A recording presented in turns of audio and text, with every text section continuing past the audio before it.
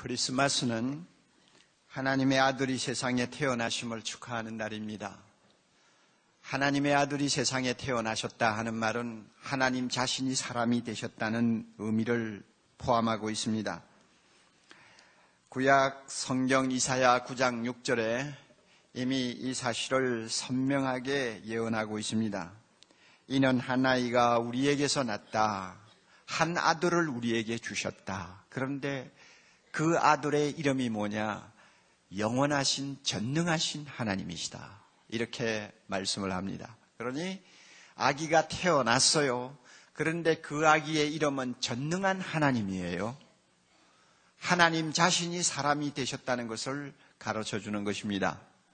또 이사야 7장 14절에 보면 좀 더 구체적인 이야기가 나옵니다. 그 말씀 보면 보라 처녀가 잉태하여 아들을 낳을 것이요. 아들을 낳는다고 해서요. 그리고 그 이름을 임마누엘이라고 하라고 했습니다. 임마누엘은 하나님의 이름입니다. 우리와 함께 계시다 하는 하나님의 이름이에요. 그러므로 임마누엘인 아기가 처녀를 통해서 태어납니다. 그 아들은 하나님이세요. 이 예언을 성취하기 위해서 하나님께서는 나사렛에서 살고 있는 마리아라고 하는 처녀를 주목하셨습니다. 그는 이미 정혼할 나이가 되어서 요셉이라는 청년과 약혼한 관계에 있었습니다. 하나님께서는 그 처녀를 선택하시고 오래전부터 예언하신 대로 하나님이 사람으로 태어나는 그 일을 위해 그 처녀의 태를 하나님께서 사용하시기로 작정하셨습니다. 그리하여 성령으로 잉태된 예수 그리스도가 마리아를 통해서 이 세상에 오신 것입니다. 여러분, 하나님이 사람이 되셨다는 소위 성육신, 그리고 하나님이 사람으로 오실 때 처녀의 몸에서 탄생하셨다 하는 소위 처녀 탄생 문제, 이것은 우리 인간으로는 도무지 이해할 수 없는 불가사의의 사건입니다. 이해할 수 없는 정도가 아닙니다. 상상을 할 수 없는 이야기입니다. 그러므로 이런 놀라운 사건들은 우리의 모든 이성을 초월한 초월적인 신비에 해당합니다. 많은 사람이 이런 이유로 믿지를 않습니다. 미국 텔레비의 톡쇼의 제왕이라고 불리우는 레리 킹에게 누군가가 물었답니다. 당신이 세계적으로 유명한 사람들은 다 인터뷰를 하는데 만약에 이 전 세계 역사를 통해서 딱 한 사람만 선택해서 인터뷰를 하라고 한다면 누구를 택하고 싶느냐? 이렇게 물었습니다. 그 말을 들은 레리 킹이 대답하기를 예수 그리스도다 그랬어요. 그러면 예수 그리스도를 만나서 무엇을 묻고 싶으냐? 그랬더니 대답이 이겁니다. 정말로 처녀의 몸에서 나셨습니까? 이걸 묻고 싶다 그랬어요. 그 말은 자기도 안 믿는다는 이야기죠. 그리고 믿을 수 없는 허황한 전설이나 아니면 우화에 지나지 않는다고 보기 때문입니다. 그렇지만 여러분, 우리는 성경 말씀을 통해 분명히 확인합니다. 처녀가 성령으로 잉태했다고요.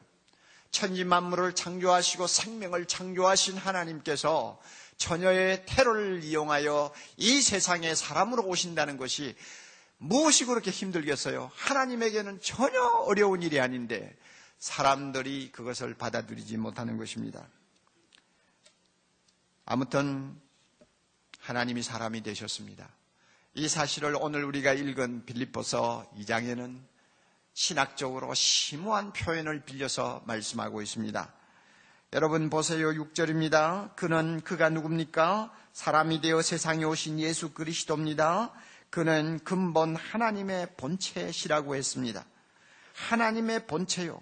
이 말은 하나님과 동등되는 존재라는 말입니다. 다시 말하면 하나님 자신이라는 말입니다. 하나님의 본체입니다. 하나님 자신입니다. 그러면 하나님 자신이라고 말할 때에 그는 우리 사람과 어떻게 다릅니까? 구약 성경을 보면 하나님께서는 자기 이름을 여호와라고 그랬어요. 그 여호와의 뜻은 스스로 있는 자입니다. 자존하는 사람이라는 말, 자존하는 존재라는 말입니다. 스스로 있는 자. 그래서 이 스스로 있는 자가 하나님인데 이 말에는 세 가지 의미가 들어있어요. 스스로 존재하는 자, 그리고 스스로 만족하는 자, 그리고 영존하시는 자라는 의미가 다 포함되어 있습니다. 하나님은 존재 원인을 갖지 않습니다. 어떤 원인 때문에 자기가 존재하는 분이 아니세요. 그는 스스로 존재합니다. 사람은 어떤 원인이 있기 때문에 존재합니다. 그러므로 하나님과 인간은 이것은 도무지 맞닿을 수 없는 극과 극입니다. 하나님은 자족하시는 분입니다. 스스로 만족하는 분이에요. 그러므로 심지어 우리가 드리는 이 예배도 하나님이 필요해서 드리라고 하는 것 아닙니다. 하나님은 우리 예배를 받지 않으셔도 만족하시는 분입니다. 우리 자신을 위해서 하나님께 예배 드리라고 명령하신 것입니다. 스스로 자족하시는 분이요. 그러나 인간은 무엇입니까? 인간은 너무나 많은 것을 필요로 하는 존재입니다. 인간이요. 스스로 있는 자이신 하나님은 영존하신 분입니다. 시작도 없습니다. 끝도 없습니다. 그러므로 그를 일컬어서 알파와 오메가라고 합니다. 영원히 계십니다. 그렇지만 인간은 누굽니까? 아침에 피었다가 저녁에 지는 들꽃처럼 잠깐 태어났다가 한 생을 살고 마치는 존재입니다. 그런데 보세요. 이렇게 스스로 있는 자로서 자존하시며 자족하시며 영존하시는 그 하나님이 사람이 되셨다는 것입니다. 여러분, 이 사실을 놓고 우리는 마음에 어떤 감동을 느끼지 아니할 수가 없습니다. 스스로 사람이 되시기 위하여 주전 4년경 어느 날을 선택해서 그는 세상에 오셨고 처녀의 몸을 빌려 탄생하셨습니다. 완전한 하나님이시면서 완전한 사람으로 세상에 오셨습니다. 신성으로는 하나님과 동체요, 인성으로는 사람과 동체인 존재로 오셨습니다. 그렇다고 사람이 되시면서 신성이 없어진 것이 아닙니다. 하나님이시면서 동시에 사람으로 오셨습니다. 이분이 예수 그리스도입니다. 우리를 더 놀라게 하는 사실이 있습니다. 사람으로 오시되 종의 모습으로 오셨다고 하는 것입니다. 여러분, 성경 다시 보세요. 7절입니다. 오히려 자기를 비어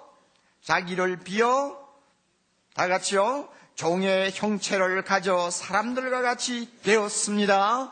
자기를 비어, 그러니까 자기에게 있는 영광을 다 포기하고 하는 말이요. 포기하고 종의 모습을 입고 세상에 사람으로 오셨다는 것입니다. 그러니 사람으로 오셨다는 것만 해도 우리를 감동시킬 만한 놀라운 일인데, 사람으로 오시되 천대받기 쉬운 종의 모습으로, 사람들의 관심을 끌 수 없는 종의 모습으로 오셨다는 것입니다.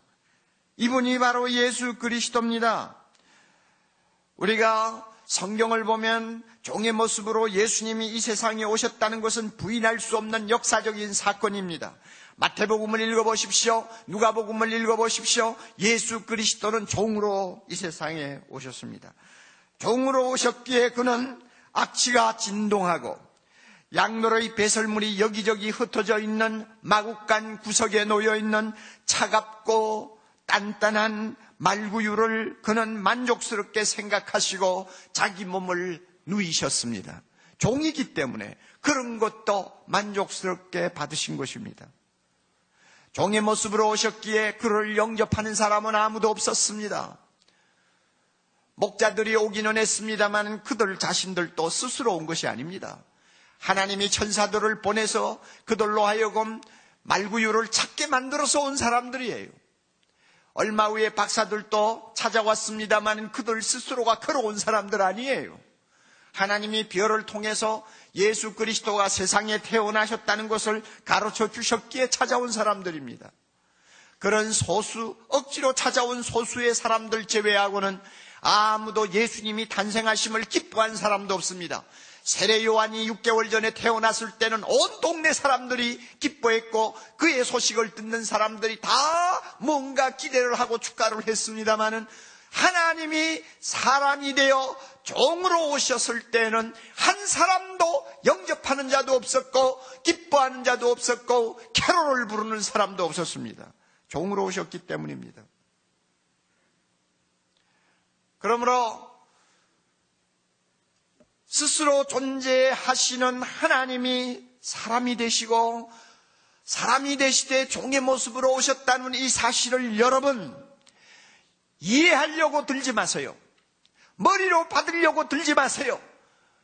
설득당할 수 있는 설명을 요구하지 마세요. 믿음으로 받으세요. 믿음으로 받으면 그것이 내 마음에 촉촉히 젖어드는 은혜가 됩니다. 하나님이 어찌 자존하신 그분이 어찌 인간이 되실까? 왜 꼭 그래야만 되실까? 오시면 좀 신분이 있는 분으로 오시지 하필이면 말구유에 누우시는 종으로 오실까? 이 사실을 믿음으로 받고 곰곰이 내 마음에 두고 묵상하면 그 말씀 한마디 한마디가 나를 울리게 만들고 나를 감동시키는 은혜로 내 가슴을 채웁니다. 은혜로 받으세요. 믿음으로 받으세요.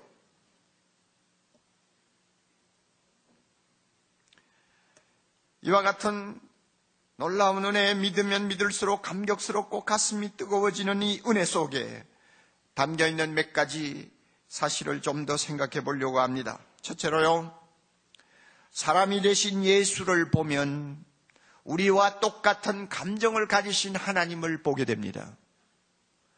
사람이 되신 예수님을 보면 우리와 똑같은 감정을 가지신 하나님을 보게 됩니다. 감정을 가지신 하나님, 여러분 상상을 할 수 있나요? 저 하늘 높은 보좌에 계시는 하나님에게 어떤 감정이 있다고 여러분 우리가 생각합니까? 서로 어떤 감정이 있다고 해도 그 감정이 우리하고 어떤 맞닿는 선이 있습니까? 없어요? 그러나 베들레헴에 탄생하신 하나님 예수 그리스도는 우리와 똑같은 감정을 가지고 찾아오신 하나님입니다. 프린스턴 신학교에서 그리고 웨스트민스터 신학교에서 교수로 계시던 유명한 신학자 비비 와필드가 이 사실을 아주 강조했어요. 사람이 되신 예수님에게 우리가 찾을 수 있는 독특성 하나는 감정이다 그랬어요. 감정. 보세요 여러분. 사람이 되어 세상에 오신 예수님, 자기를 따르고 추종하는 수많은 군중들을 보실 때 그는 연민의 정을 이기지 못했어요. 불쌍히 여겼습니다. 목자 이런 양같이 방황하는 그들의 모습을 볼 때 그 가슴이 안타깝고 불쌍해서 견디지를 못했습니다. 예수님은 감정을 가지신 하나님이요. 그 불쌍히 여기시는 감정을 오늘 우리를 향해서 갖고 계신다는 거 여러분 믿으십니까? 나를 보실 때 불쌍히 보세요. 사랑하는 나사로가 죽고 나서 그 가족들이 울며 통곡하는 모습을 보실 때 주님은 그 눈에 눈물이 흘렀습니다. 슬퍼하셨어요. 슬퍼하시는 하나님, 상상이나 할 수 있어요? 예수님 아니면 슬퍼하는 하나님이라는 이미지를 여러분 우리 마음속에 떠올릴 수 있습니까? 그러나 예수님한테서 우리는 슬퍼하는 하나님을 보게 됩니다. 내가 잘못됐을 때 슬퍼합니다. 내가 고통에 빠져 통곡하고 있을 때 그는 슬퍼합니다. 수가성의 여인이 예수님을 믿고 나서 너무 기뻐가지고 물동이를 던져버리고 마을로 막 달려갈 때 그를 지켜보던 예수님의 가슴에 기쁨이 솟구쳤습니다. 기쁨이 넘쳤어요. 우리 예수님 기뻐하셨습니다. 오늘도 예배드리는 우리 모두를 보시고 주님은 기뻐하실 것입니다. 할렐루야. 우리 하나하나가 두 손 들고 주님 앞에 나오는 모습을 볼 때 주님은 기뻐하십니다. 기뻐하시는 하나님.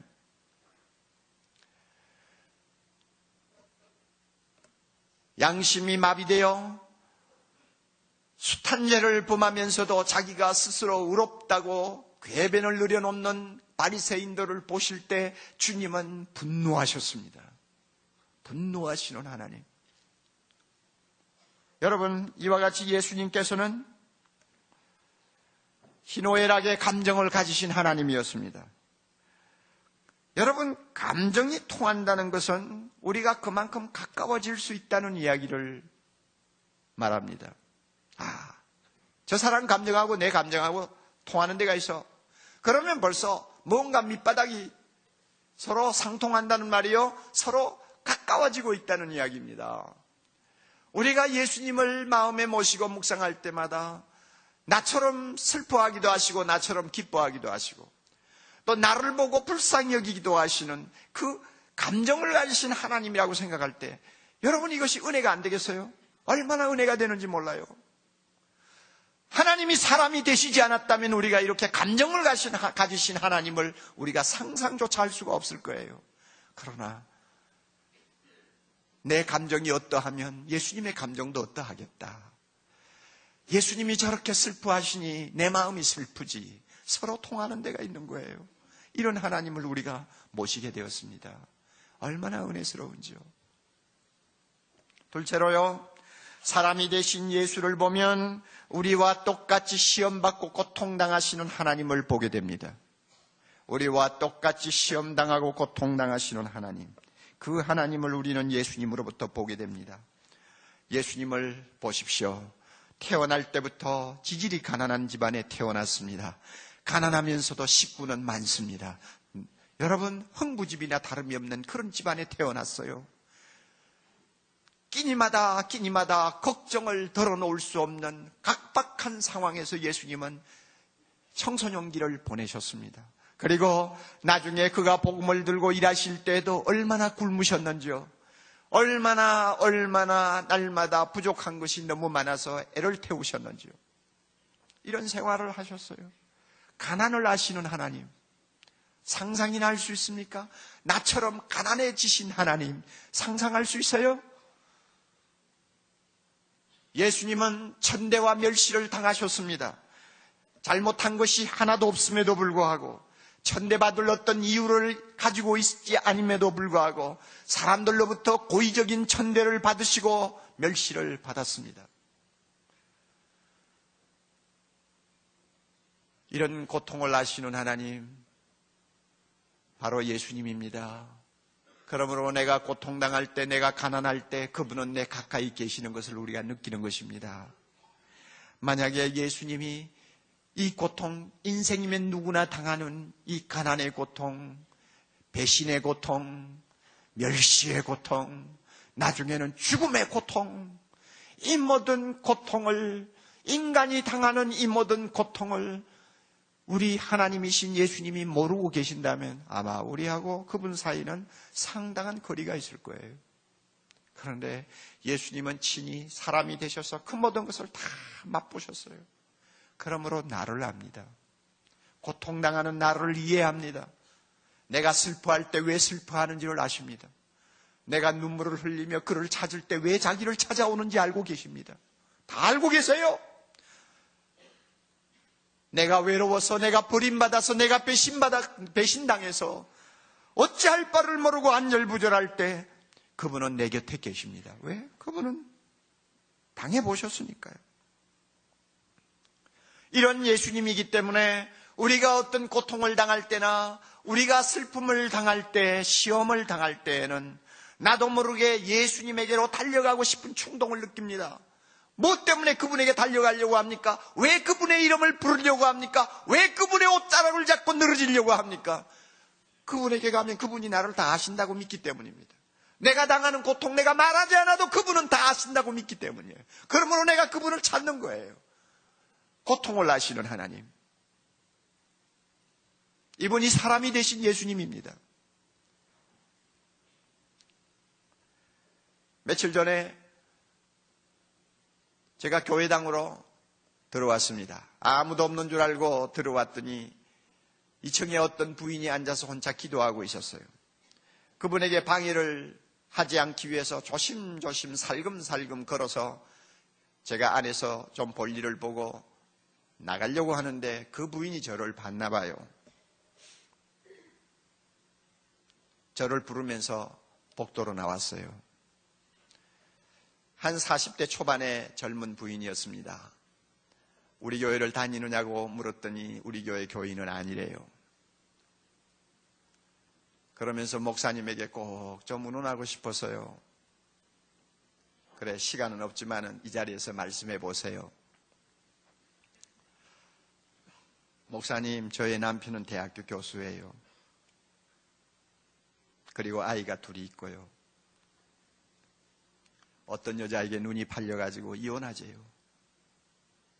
교수니까 논리적으로 제가 빠져나갈 수 없는 많은 구실들을 만들어서 이혼 서류를 꾸미고 거기에 도장을 찍으래요. 목사님, 저는 이혼하고 싶은 생각 하나도 없어요. 우리 남편은 믿음이 없어요. 저는 예수 믿는 사람이에요. 이혼할 수 없지 않아요. 목사님, 어떻게 하면 좋겠어요? 제가 어떻게 해야 되죠?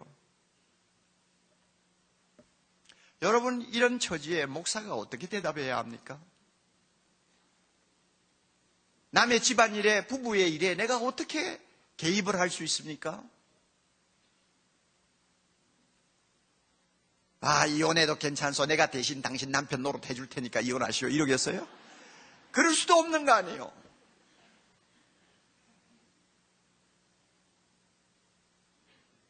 제가 그랬어요. 예수님을 찾으세요. 예수님은 압니다. 부인의 모든 형편 다 하세요. 예수님 찾아 그분에게 간절히 기도하세요. 다른 대안이 없어요. 그분에게 매달려 보세요. 그러면 때가 되면 해결해 주실 거예요. 한번 이런 사건이 일어나면 하루아침에 문제 해결이 안 돼요. 아마 부인은 앞으로 몇 년 동안 십자가를 지고 고통을 해야 될지 모릅니다. 그러나 낙심하지 마세요. 그동안 예수님만 열심히 찾으세요. 그분은 부인이 왜 그 고통 때문에 눈물을 흘리고 있는지 다 알고 계세요. 그분에게 기도하세요. 여러분, 이 말 외에 할 이야기 어디 있어요? 그리고 이것만이 가장 완전한 대답입니다. 감사하게도 그 부인은 목사님 알겠어요 하고는 떠났습니다. 고통을 당하신 하나님, 고통을 당해보신 하나님이 아니라면 우리가 나의 고통을 가지고 그분을 만나려고 하는 마음이 생길까요?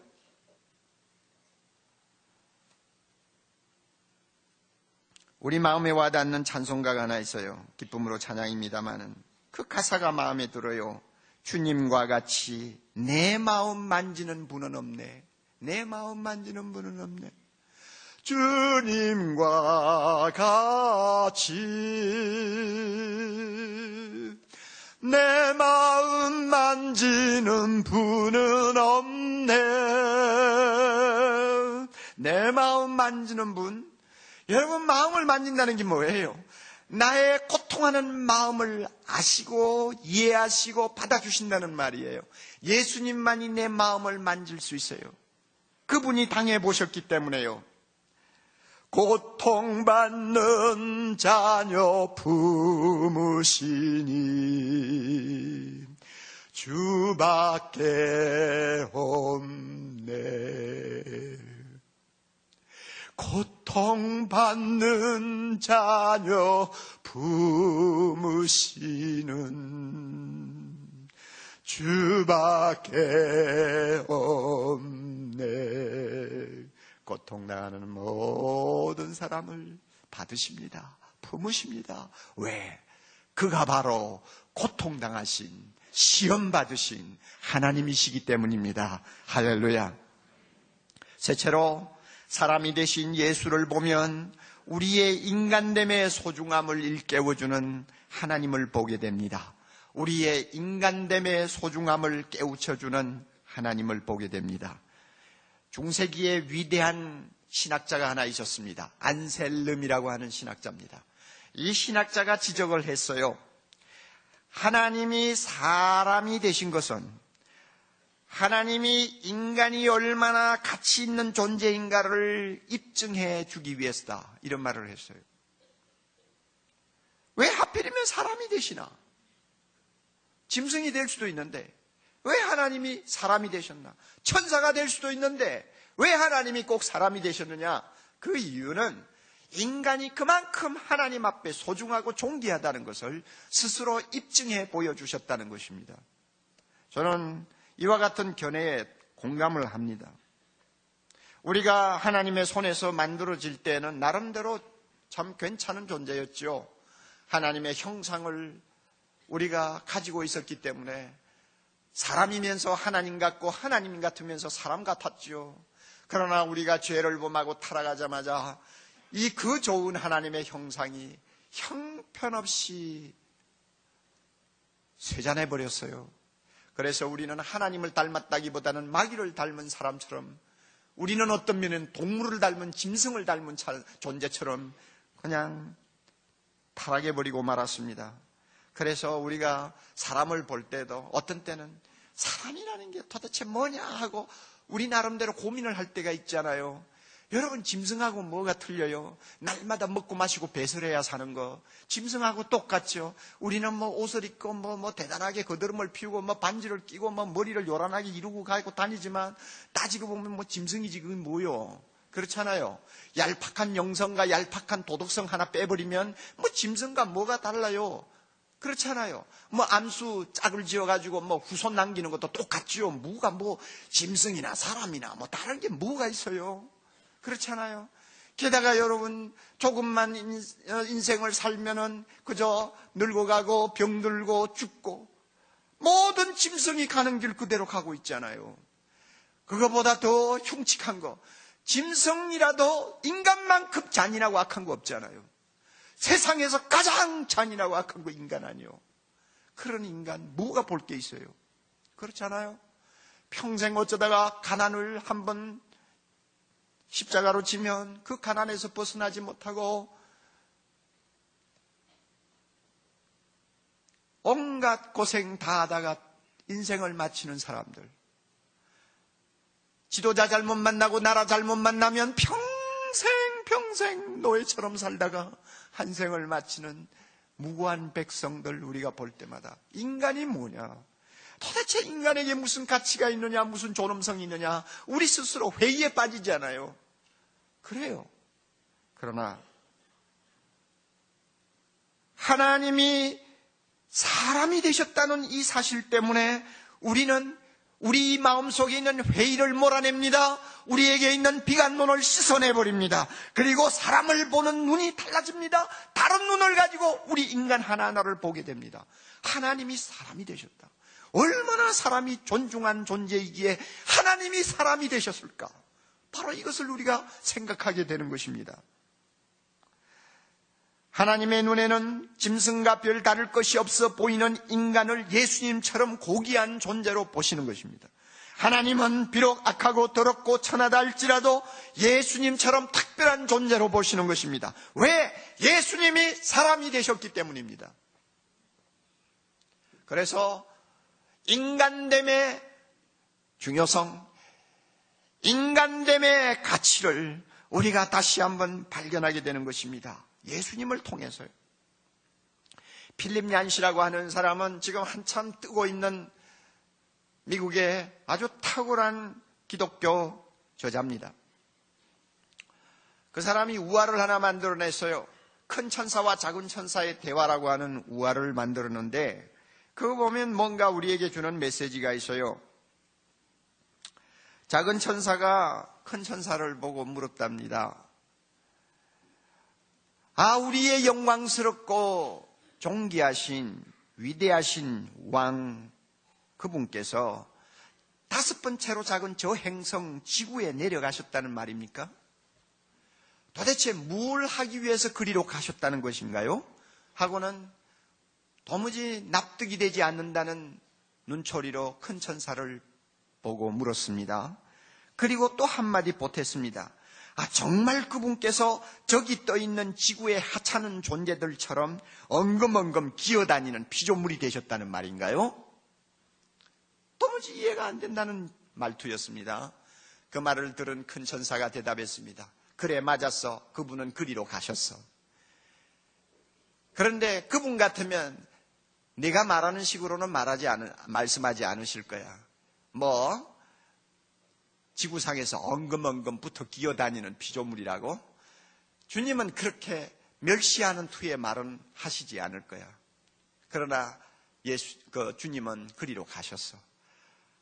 왜 그런가 하면은 우리가 이해를 할 수는 없지만 그분은 저 지구에 있는 그 엉금엉금 기어다니는 피조물을 무척 사랑하신다네. 그리고 그 사람들을 자기와 똑같이 닮은 존귀한 존재로 높여주려고 하는 큰 목적을 가지고 그리로 내려가셨다네. 작은 천사가 그 말을 이해할 리가 없죠. 눈만 멀뚱멀뚱하면서 큰 천사를 보고만 있었다고 합니다. 그래요. 엉금엉금 기어다니는 하찮은 짐승과 같은 인간을 하나님이 자기처럼 높은 존재로, 존귀한 존재로 받들어 세우기 위해서 사람이 되어 오셨습니다. 그러므로 사람이 되신 예수님을 볼 때마다 우리는 우리 하나하나를 보는 눈이 달라집니다. 못생겨도 존귀한 존재입니다. 가난해도 존귀한 존재입니다. 죄를 범해서도 존귀한 존재입니다. 실수해서 사람 대접 못 받는 존재라도 그는 하나님 앞에 귀중한 존재라는 사실을 우리는 보게 됩니다. 왜? 하나님이신 예수님이 사람이 되어 오셨기 때문입니다. 얼마나 큰 은혜인지요. 네 번째로 사람이 되신 예수를 보면 허물과 죄로 죽은 우리를 살리시는 하나님을 보게 됩니다. 우리 모두는 허물과 죄로 죽었습니다. 우리는 허물과 죄로 영원히 죽었습니다. 그러므로 우리에게는 소망이 없었습니다. 우리를 살리려면, 우리를 구원하려면 누군가 죄 없는 분이 오셔서 우리 대신 피를 흘려주셔야 했습니다. 피 흘림이 없이는 죄 사함이 없느니라 하나님이 만들어 놓으신 영원한 영적 원리입니다. 피 흘림이 없이는 죄 사함이 없느니라. 그 피도 의인의 피라야 합니다. 누가 우리를 대신하여 피를 흘려줄 의인이 있습니까? 피를 흘리려면 하나님은 불가능합니다. 하나님에게는 피가 없습니다. 그에게는 육신이 없기 때문이요. 그러므로 의인으로서 피를 흘려주려면 몸을 가진 하나님이어야 합니다. 누가 몸을 가진 하나님이십니까? 어디에 가서 그런 분을 찾을 수 있습니까? 서로 찾았다고 할지라도 우리가 가서 얼마만큼 손을 비비어야 그 사람이 나를 대신해서 죽어줄 수 있을까요? 불가능한 이야기요. 우리로서는 해결받을 수 없는 난제예요. 난제요. 그런데 놀랍게도 우리 예수님이 스스로 자원해서 내가 가마, 내가 사람이 되마, 내가 피를 흘리마, 내가 죽어주마, 내가 너희를 살려주마 하시고는 이 세상으로 오신 것입니다. 할렐루야.